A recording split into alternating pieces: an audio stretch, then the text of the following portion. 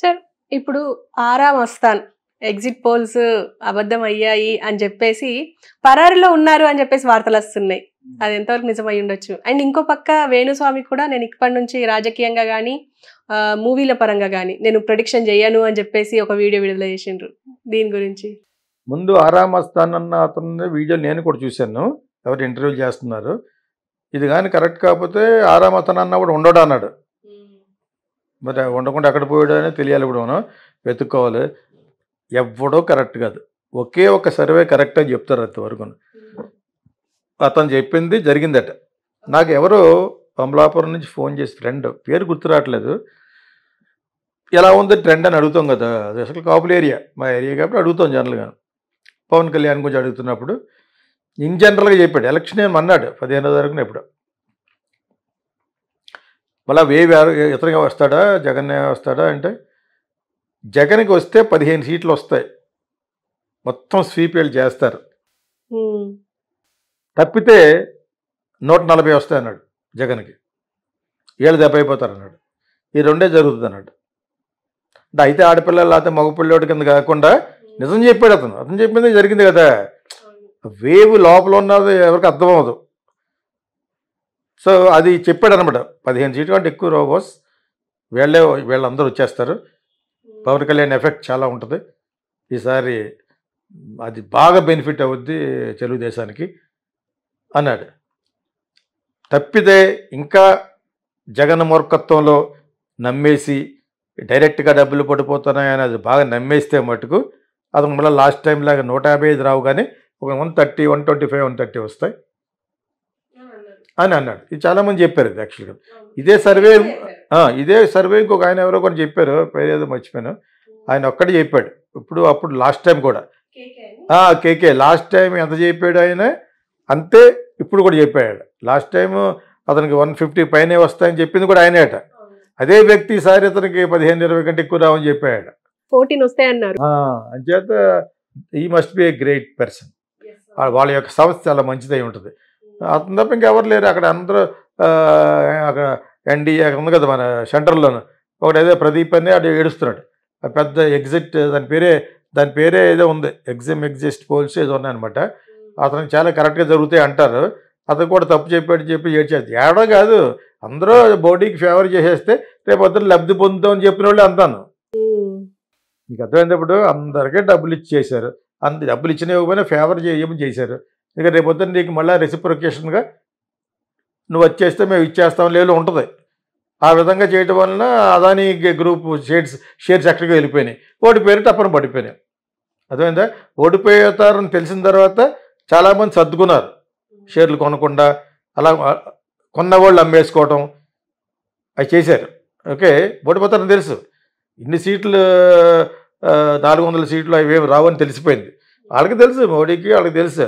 కాకపోతే వాళ్ళు ఎన్ని కుతంత్రాలు చేయాలని చేస్తారు నాకు రైట్ నా. ఎందుకంటే రాహుల్ గాంధీకి అన్ని వస్తాయని తెలీదు. వాళ్ళ కూటమి వాళ్ళకి 100 పైన వచ్చినాయి, మిగతా వాళ్ళందరూ కలిస్తే 240-50, కొత్త వాళ్ళు కలిస్తే వీళ్ళని బీట్అవుట్ చేయొచ్చు. వీళ్ళకి కలవకుండా వాళ్ళు కలిస్తే అలా ఎవరున్నారు, నితీష్ కుమార్, చంద్రబాబు నాయుడు గారు ఉన్నారు. అదేందా డెఫినెట్గా మోడీకి యాంటీ ఇది వచ్చేసింది అతని మీద. మన షా ఆయన ఎవరు, అమిత్ షా, వాళ్ళిద్దరి మీద చాలా బ్యాడ్ వచ్చింది. ఇక్కడ ఎవడో చిత్రాకొడుకు వాటి పేరు మాట్లాడటం ఇష్టం ఉంటుంది, అది చెప్పు తీసుకొట్టాలండి. నేను ఆల్రెడీ ఎన్నిసార్లు చెప్పాను, ఎన్నో వీడియోలు చెప్పాను. ఆ పక్క ఆదవడ ఇదవడ కొట్టి మెళ్ళ ఏదో దండేసి బట్టలు ఇప్పేసి నుంచోబెట్టాలి. ఇప్పుడు కూడా అంటున్నాను, ఇప్పటికి కూడా అటు ఎలాగన్నా ఏమన్నట్లు వేస్తాడు, డైలీ ఇన్కమ్ ఎక్కువ అనమాట. ఎంఎస్సి ఎరు పుష్పాలు ఎక్కువ కాబట్టి ఇక నుంచి నేను రాజకీయం చెప్పనంటాడు, మొత్తం జ్యోతిష్యం చెప్పకుండా కింద నాకు కామెంట్ పెట్టాను, చెత్తరాకొడుకుని. మిగతా వాళ్ళు మోసం చేస్తాడు ఇప్పుడు. అందరికీ ఇన్ని తెలియదు కదా, మనం మాట్లాడుకుంటే మనం అందరూ చూశారు కదా, ఇన్ని కోట్ల మంది చూడరు. వాడు ఇలాగా రిపెంటెన్స్ అవుతున్నాడని చెప్పేసి, రిగ్రెట్ అవుతున్నాడని, క్షమాపణ అడుగుతున్నాడని వాళ్ళందరికీ తెలియదు. వాళ్ళు డైలీ వెళ్ళిపోతుంటారు, హీరోలు సినిమా వాళ్ళు పోతే 10,000 వాళ్ళకి చెప్పనట్లేదు. అసలు జ్యోతిష్మే మానేయమని గవర్నమెంట్ యాక్షన్ తీసుకోవాలి వాటి మీద. అంటే ఇక్కడేమో రవీంద్ర రెడ్డికి ఫేవర్ అయింది, అటు అలా బ్యాడ్ చెప్పడం వలన. ఎవరు కేసీఆర్ గెలుస్తున్నాడు, ఇక్కడ పోయింది, జగన్ గెలుస్తాడు, ఓడిపోయాడు, కొట్టాలని మళ్ళీ నేను సరదాగా అంటలేదు, వాడిని ఏదో కంట్రోల్ చేయలేకపోతే ప్రజలు మోసపోకూడదు. మీకెందుకు మేము వెళ్తామని అన్నాడు కాబట్టి వెళ్ళినాయి అటువంటి వాళ్ళు. అయినా కూడా పబ్లిక్ నోటీస్ పెట్టాలి, పబ్లిక్ పేపర్లోను వాటిలోని పెట్టాలి, వీడు అందరిని మోసం చేస్తున్నాడని. అర్థమైందా?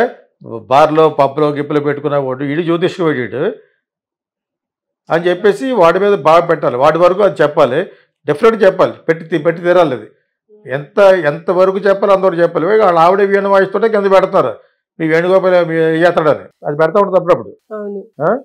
సినిమా పాటలు తప్ప ఇంకే పాటలు పెట్టి వీణ మీద ఇప్పుడు చూస్తే సినిమా పాటలు పాడుతూ ఉంటుంది, దాన్ని మనం నటిస్తూ ఉంటుంది.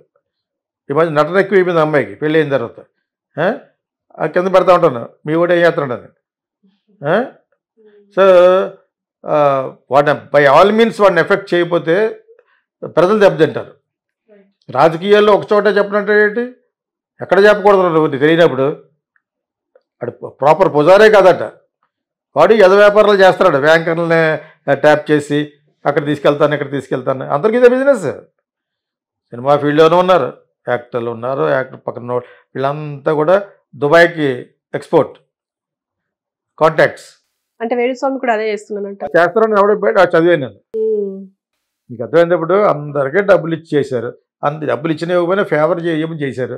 ఇక రేపొద్దున నీకు మళ్ళీ రెసిప్రొకేషన్గా నువ్వు వచ్చేస్తే మేము ఇచ్చేస్తాం లేదు ఉంటుంది. ఆ విధంగా చేయటం వలన అదానీ గ్రూప్ షేర్స్ ఎక్కడికి వెళ్ళిపోయినాయి, ఓడిపోయారు, టప్పని పడిపోయినాయి. అర్థమైందా? ఓడిపోతారని తెలిసిన తర్వాత చాలామంది సర్దుకున్నారు, షేర్లు కొనకుండా అలా కొన్నవాళ్ళు అమ్మేసుకోవటం అవి చేశారు. ఓకే, ఓడిపోతారని తెలుసు. ఇన్ని సీట్లు 400 సీట్లు అవి ఏమి రావని తెలిసిపోయింది వాళ్ళకి, తెలుసు మోడీకి, వాళ్ళకి తెలుసు. కాకపోతే వాళ్ళు ఎన్ని కుతంత్రాలు చేయాలని చేస్తారు నాకు రైట్ నా. ఎందుకంటే రాహుల్ గాంధీకి అన్ని వస్తాయని తెలీదు. వాళ్ళ కూటమి వాళ్ళకి 100 పైన వచ్చినాయి, మిగతా వాళ్ళందరూ కలిస్తే 240 కొత్త వాళ్ళు కలిస్తే వీళ్ళని బీట్అవుట్ చేయొచ్చు. వీళ్ళకి కలవకుండా వాళ్ళు కలిస్తే అలా ఎవరున్నారు, నితీష్ కుమార్, చంద్రబాబు నాయుడు గారు ఉన్నారు. అదేందా డెఫినెట్గా మోడీకి యాంటీ ఇది వచ్చేసింది అతని మీద. మన షా ఆయన ఎవరు, అమిత్ షా, వాళ్ళిద్దరి మీద చాలా బ్యాడ్ వచ్చింది. ఇక్కడ వేణుగు ఎవడో చిత్రాకొడుకు వాడి పేరు మాట్లాడటం ఇష్టం ఉండలేదు, అది చెప్పు తీసుకొట్టాలండి. నేను ఆల్రెడీ ఎన్నిసార్లు చెప్పాను, ఎన్నో వీడియోలు చెప్పాను. ఆ పక్క ఆదవడ ఇదవడ కొట్టి మెళ్ళ ఏదో దండేసి బట్టలు ఇప్పేసి నుంచోబెట్టాలి. ఇప్పుడు కూడా అంటున్నాను, ఇప్పటికి కూడా తెలంగాణ ఏమంటాడు లేదు సార్, డైలీ ఇన్కమ్ ఎక్కువ అనమాట. ఎంఎస్సీ ఎరు పుష్పాలు ఎక్కువ కాబట్టి ఇక నుంచి నేను రాజకీయం చెప్పనంటాడు, మొత్తం జ్యోతిష్యం చెప్పకరా కింద నేను ఒక కామెంట్ పెట్టాను, చెత్తరాకొడుకుని. మిగతా వాళ్ళు మోసం చేస్తాడు ఇప్పుడు. అందరికీ ఇన్ని తెలియదు కదా, మనం మాట్లాడుకున్న మనం అందరూ చూశారు కదా, ఇన్ని కోట్ల మంది చూడరు. వాడు ఇలాగా రిపెంటెన్స్ అవుతున్నాడని చెప్పేసి, రిగ్రెట్ అవుతున్నాడని, క్షమాపణ అడుగుతున్నాడని వాళ్ళందరికీ తెలియదు.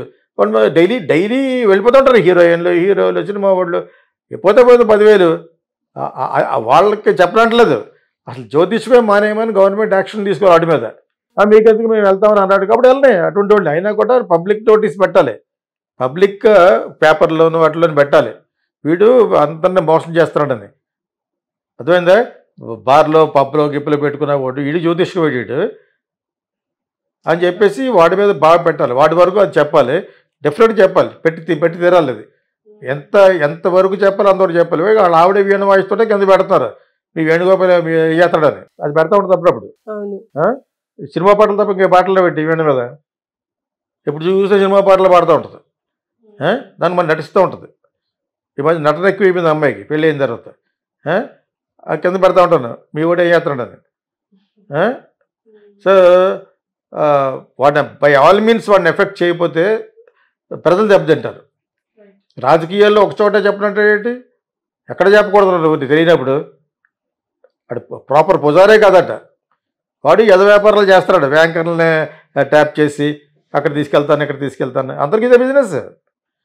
సినిమా ఫీల్డ్లోనూ ఉన్నారు, యాక్టర్లు ఉన్నారు, యాక్టర్ పక్కన వీళ్ళంతా కూడా దుబాయ్కి ఎక్స్పోర్ట్ కాంటాక్ట్స్.